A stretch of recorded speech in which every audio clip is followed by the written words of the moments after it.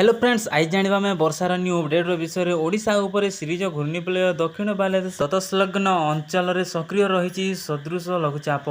झारखंड आखपाखर अन्य एक घूर्णिबलय सक्रिय 24 तारिख बेलू उत्तर बंगोपसागर आउ एक घूर्णिबलय संभावना 24 घंटा 14 जिला को येलो वार्निंग। ओडिशा उपर सीरीज घूर्णिबलय यह उत्तर दिग को गति करुथिबा बेले आगामी 48 घंटा मध्य अधिक घूर्णीभूत होई पारे, जहाँकि आगकू घूर्णीभूत होई पारे बोली आकलन करिसंती पाणीपाग विभाग। सेहीपरि आसंता 24 तारिख बेलकू उत्तर बंगोपसागर आउ एक घूर्णिबलय हेबार संभावना रही। लगातार भावे 3टी नियमक प्रभाव में राज्यर आसंता 5 रु 7 दिन प्रबल वर्षा संभावना रही आकलन करिछि पाणीपाग विभाग। केउ जगह प्रबल वर्षा होगा चलो जानिबा। प्रबल वर्षा बरगड़, सम्बलपुर, देवगढ़, अनुगढ़, ढेंकानाल, केन्द्रापड़ा, भद्रगढ़, मयूरभंज, जोधपुर, कटक, केन्दुझर, सुंदरगढ़, झारसुगुड़ा और बालेश्वर येलो वार्निंग जारी करिछि पाणीपाग विभाग।